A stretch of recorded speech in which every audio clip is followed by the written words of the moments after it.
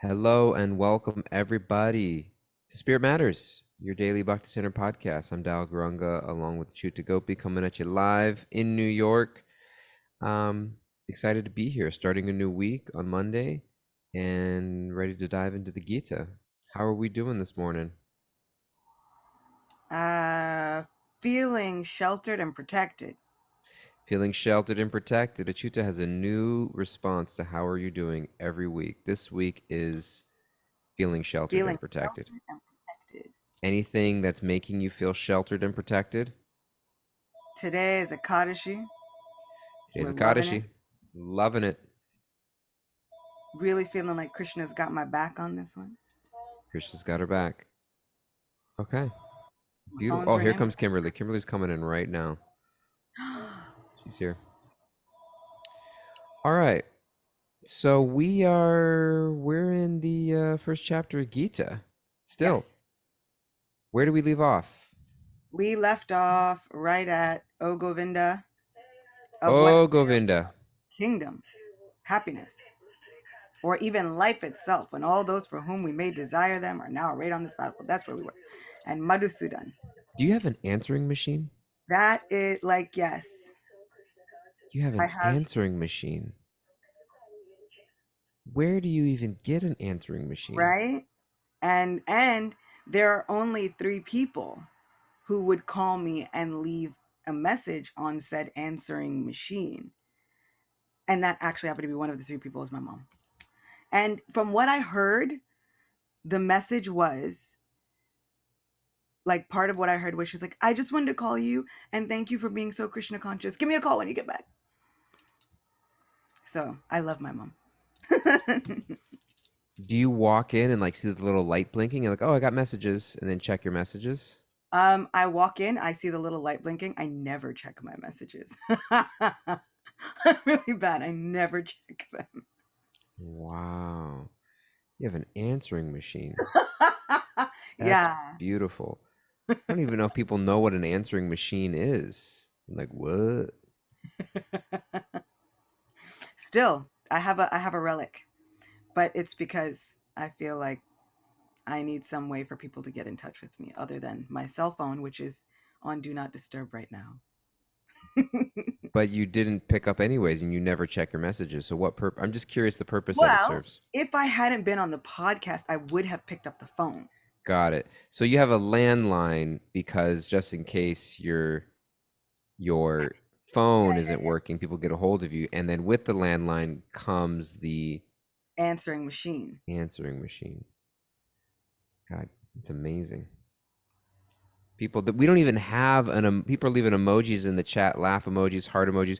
We don't even have there's not even an answering machine emoji that exists. That's true. Yeah, there isn't. Yeah, There's that's no answering machine emojis. it's like having a dial-up emoji. A dial-up emoji. All right. Moving on from I just had to ask because I heard the phone I know. in I the was like, oh, background. I'm trying to do this podcast, but then she was leaving a message. I was like, oh, but that was a nice message. Yeah, you were doing great. You were really playing it off. You're like, Gita, no We're Krishna, doing it. Arjuna. And I'm like, can we talk about the answering machine, please? That's in your background. I know that we're talking about ancient principles, but some of us are still using ancient technologies of communication. Yeah, but I mean, sometimes it's important to do these things to make your parents happy. Yeah. God bless them. Okay. We're moving on. Let's try this again. Cut, take two. Take Where 2. are we? Right. So we're on text 36. We came right after O Govinda of what avail to us are a kingdom, happiness, or even life itself. We had covered that, and Got Arjuna it. triggered compassion. Okay. Text 36. You want to you Oh want to yeah, lead us in this one? sure. I'll do this one, even though I was making you do the other ones because you like these, but I'll do this one. Sin will overcome us if we slay such aggressors. Therefore, it is not proper for us to kill the sons of Dhritarashtra and our friends. What should we gain, O Krishna, husband of the goddess of fortune? And how could we be happy by killing our own kinsmen? Srila Prabhupada likes to make the point that Arjuna is calling Krishna the husband of the goddess of fortune because she's also known as the goddess of victory. Hmm. She's, Jaishri. She's all victorious. And so he's saying, you are the husband of the goddess of fortune. You're supposed to bring good fortune and auspiciousness wherever you go. And now you're telling me to kill my family. This does not look like it's adding up. We're getting like 2 plus 2 equals 5. How is this supposed to work? And what's amazing is how many times do we see like Krishna in our lives? We feel an inner calling or a purpose to do something, to be of service somewhere, to give ourselves somewhere. And then we look like, Lord, I don't know how this is supposed to work. Why did you lead me here? Hmm. Why did you bring me here into this situation? Arjuna is thus asking Krishna, okay, bring me between the two armies. Like, why did you bring me here? I don't know how this is supposed to work. He's like, I brought you here because you asked me to bring you here. You just asked me, could you take me? And then you're like, why did you bring me here? Hmm. So I feel like this is such a poignant verse because sometimes I'm also telling Krishna, Lord, I don't know how this is supposed to work out. Like, I can't see how Hmm. any of this is supposed to actually be of benefit to anyone. Yeah. Idea of aggressors, but we'll get into that in a second. Yeah. There's so much that's here for me, and there's so much that kind of like runs through my mind when we hear phrases like killing our family or like like oh my There's a God. red Spirit matters. flag. Um, but there's a couple of things that run through my mind. One of it being the idea of that, bring into context, this was a civil war. And so family was on both sides. It wasn't that this idea of kill your family. It was the idea, I feel like that phrase, we got to stop saying that phrase. But there was the idea that, like when you think of the Civil War, for example, this took place, the American Civil War. Well, this is Uh, more fratricidal. Like, it was dude, a fratricidal war. But even in the case of the Civil War, you would have brothers lined up against each other. There would be people who lived in one part of the country in the north, realizing that their brother or their cousin or their friend or their in-law lived in the south, and they would find themselves up against each other. And so it wasn't, Krishna's family was on his own side, and there were members of his family on the other side. yeah. And so when we take the violence out of it, the idea of it being on a war, there is this tremendous idea of having to stand up for things, even if it means going against members of your family, Mhm. and even if it means going against people who you used to look up to. Um, People who breaking generational cycles. And Yeah. so that instance in and of itself is a big one, because sometimes pursuing our spiritual path means going against the grain of what society or culture, our friends, or even sometimes our own family, our parents or our siblings. Because there were also families that he was side by side. He was with his brothers. He was with certain members of his family. But then there were other members of his family that were very inimical and harmful to society in a way that needed to be dealt with, which leads into the next idea of, it's so interesting, because part of it feels like, okay, we're sharing the Gita. We want the Gita to apply to people's life. That we have to go into this defense of like, but the Gita's not telling you to kill people, and like we go into this defense mode. But then if we it's interesting just to take an analytical view of what the Gita itself says, of like how at the same time when we look throughout, um, the beginning of the Gita, Krishna's urging Arjuna to fight, which is interesting. He's not only urging Arjuna to fight, he's urging Arjuna, and this word comes up, this swadharma, like you karmanya evikaraste, he says in the second chapter, about like you have the adhikar for karma, like your action, your duty is to perform your action, which is a warrior and a protector. So when we say like it's not this, the instruction isn't to fight, the instruction is to follow your dharma, follow your duty, which is what we're meant to take away from it. And Arjuna's dharma duty in this instance is to um, move forward in this battle. But from that point, after the first, second chapter, there are verse after verse after verse about the idea of not putting others into difficulty, seeing with equal vision, not causing harm to others, um, ahimsa and nonviolence, all of these verses going in there. So how do then we as mature take a mature understanding of the overarching message of the Gita and bring these things together? And I think what we're getting more than anything is in a lot of ways, materialistic thinking is reactionary. We see something, we categorize it, we judge it, we accept it or discard it. And spiritual life is a process of more rather than reactionary, but more reflectiveness. Like, what does it actually mean to be nonviolent? What does it actually mean to apply spiritual principles in a given situation?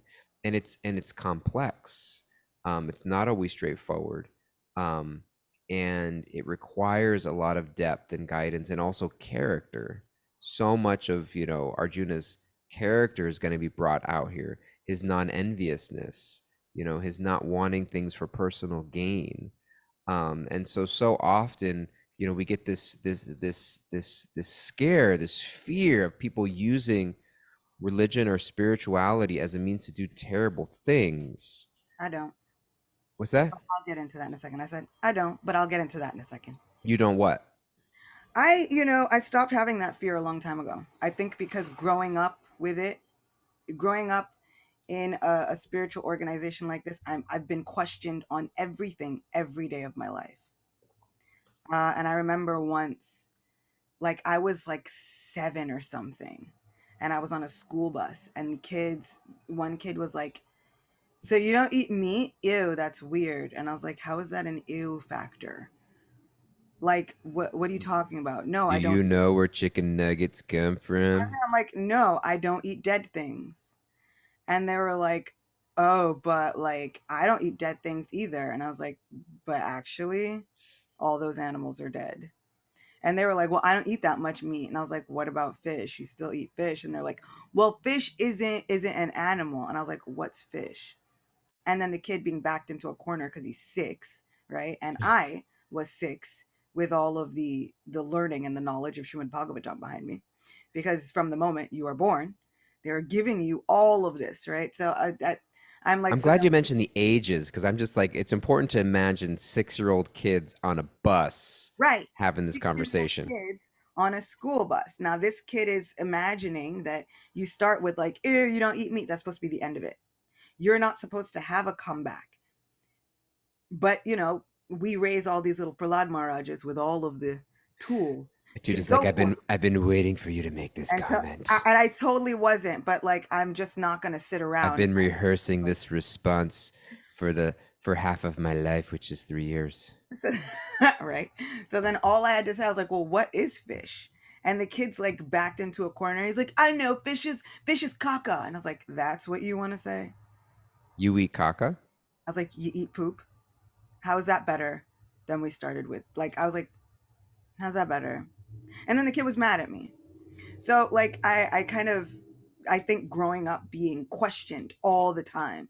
And that's the first thing that I like people tell me like, "Oh my gosh, but it's so ghastly. And how could you condone a Bhagavad Gita where God is telling people to kill other people?" And I'm like, except for what about Christianity when God told, who was it, Abraham? It's like, sacrifice the kids.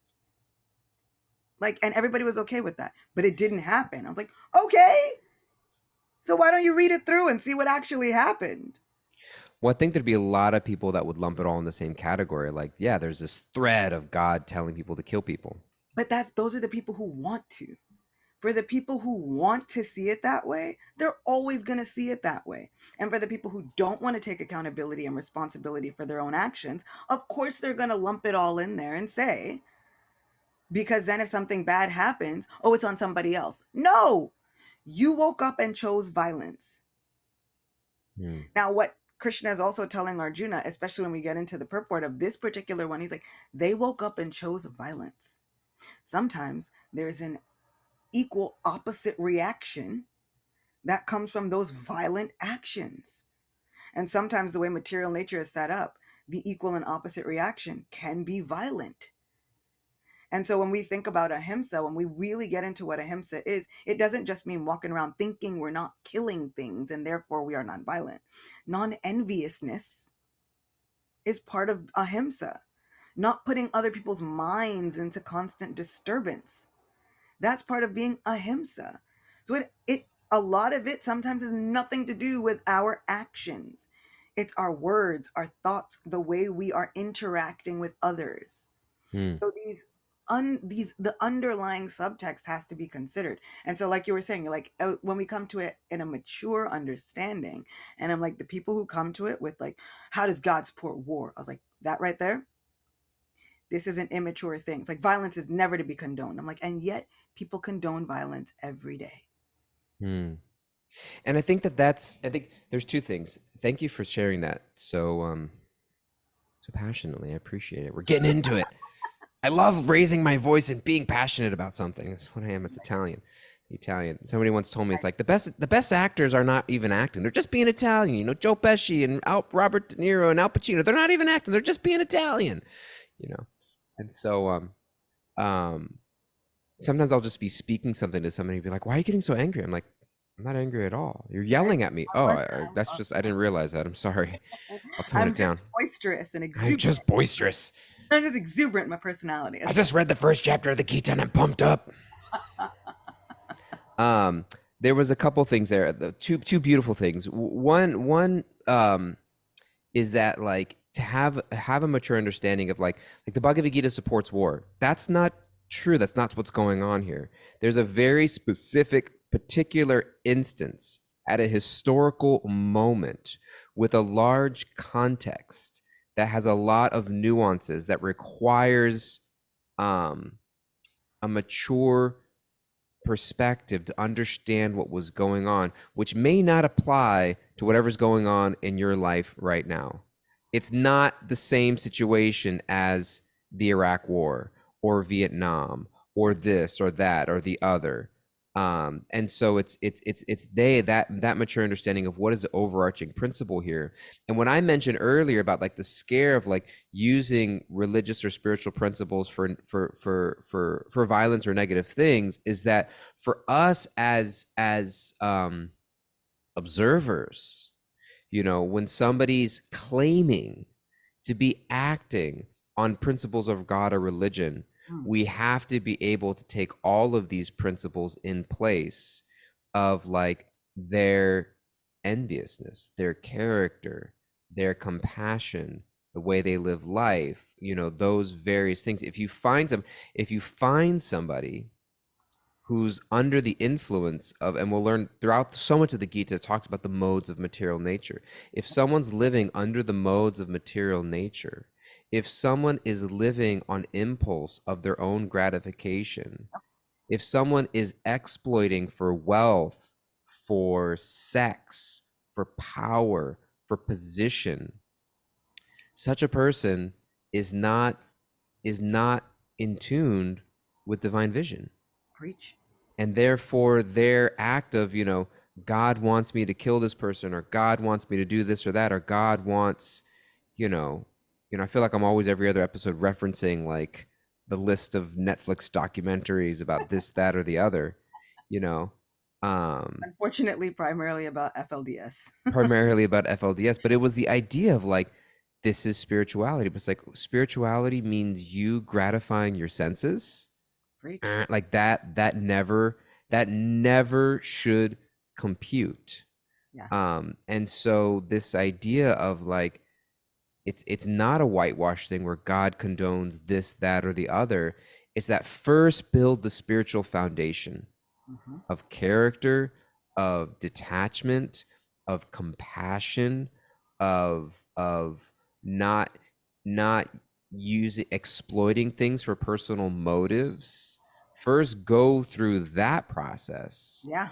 and then we can have a conversation about what we think God wants to use us for, do with our life, or this, that, or the other, which is so much the importance of guru in the conversation of the Gita. Mm. Krishna taking the role of guru, Krishna describing the role of guru, and Krishna talking about the means. But and so much of when we talk about guru, we talk about the qualifications of a student to be submissive, to Mhm. ask questions, etc. But we don't talk about the qualifications of the guru themselves, Yeah. about a seer of the truth, one who is, detached from their own material personal pleasure because they're just seeking this out. And so when we just take a very surface level thing of like going all the way back to like killing your family, which is just like is like walking us over the edge. It's like, how can we come back and realize that like all of the spiritual principles that surround this whole teaching of the Gita and the context of what's going on right here and now, because we do find there are things that we celebrate in history. Like we celebrate the Civil War. We don't celebrate the atrocities that took place during the war and the blood that stained the earth, but we celebrate the idea of it, of like as something that took place for a cause. um the People all idea of over that. the world celebrate their independences, which are usually Celebrate Independence Day.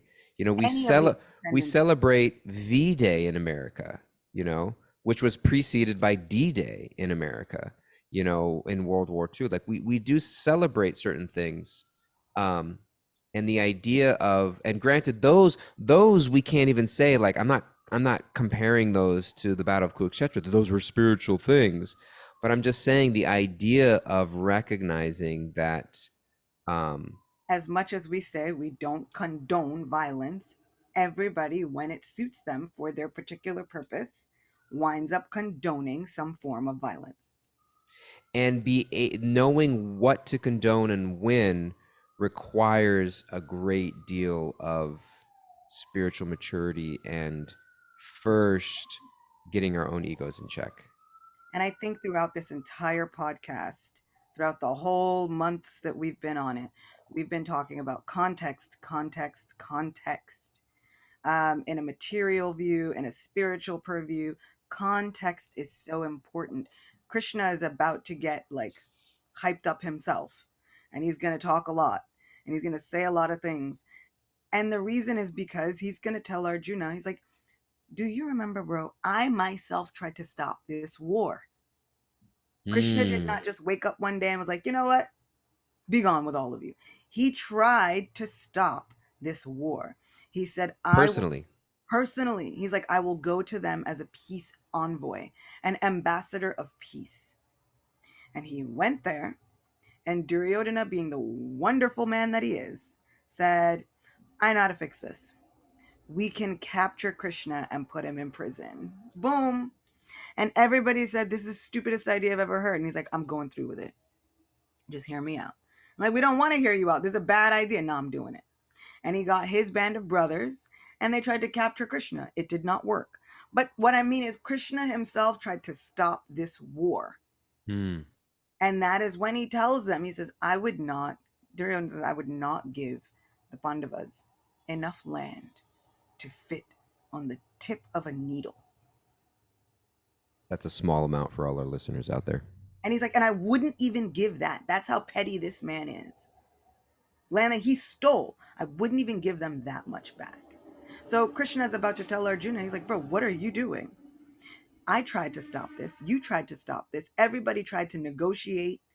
We tried everything we could. There is literally no other way to get this man to stop. Mm. There is literally no other way. And so sometimes, Srila Prabhupada puts this analogy quite often. It's about looking at a knife. Do you look at a knife and say a knife is evil? No.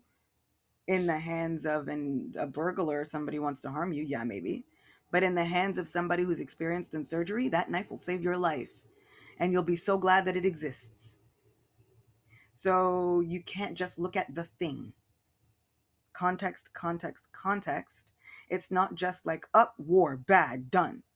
It's like, but what if these people are aggressors? Six of them, right? What if they had given poison to your family? What if they'd set your house on fire? What if they attacked you with deadly weapons, plundered your riches, occupied your land, and then kidnapped your wife? What then? Do you still think that we should have a negotiation about it?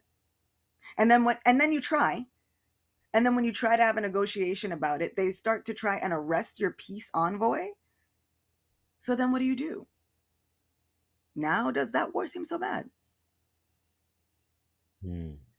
Context, and the other C word coming to mind was character. Yeah. The idea of context, and so much of the Gita is this idea of making sure that we're coming from the right place. Not like I'm punching you, but I'm coming from the right place. But more of this idea of it's interesting when we look at the work of even peacemakers in the world, when we look at the work of Mother Teresa, when we look at the work of Gandhi, when we look at the work of Martin Luther King Jr., there was, even with them, a constant questioning if they're doing the right thing. This constant sense of, is what I'm doing working and effective? Because it was being led by this yearning to help people, and this yearning to be led. All of them had a spiritual foundation in their own way. Mother Teresa was a Catholic, Martin Luther King Jr. was a Christian, Gandhi was a Hindu. So from various different faith backgrounds. Um, but I think that this constant context, as well as like listening, am I listening to what's happening around me, or am I just on a war path? Um, not paying attention to how what I'm doing and saying is it actually producing a positive result? Um, Anyways, we've hit our time buzzer. Bzz, and we've made it. We did one verse, which is, I mean, it's a powerful. I mean, the verse, the context of everything that's going on here, is heavy, and it's a lot. And I'm glad that we're unpacking it. I want to hear from Kimberly what some of our takeaways are, and if anybody's got takeaways, um, then Pasha said she's always willing to throw hands for Krishna. She's looking for a That reason to get into it. that was the one that kind of stopped me. I was doing well, and then I looked over in that comment section. I said, "Oh Lord," because I Yeah. did. In my mind, I see Pasha throwing hands. I see it. Yeah, we're going to India with Pasha. If you guys want to come to India with us, let us know. But Pasha's going to keep us safe. Mhm. Kimberly, what do you got for us? We're taking away that context is so important. Hmm. Spiritual life is more reflective rather than reactionary. Hmm. And before we know what to condone, we first need to build a spiritual foundation of character and compassion.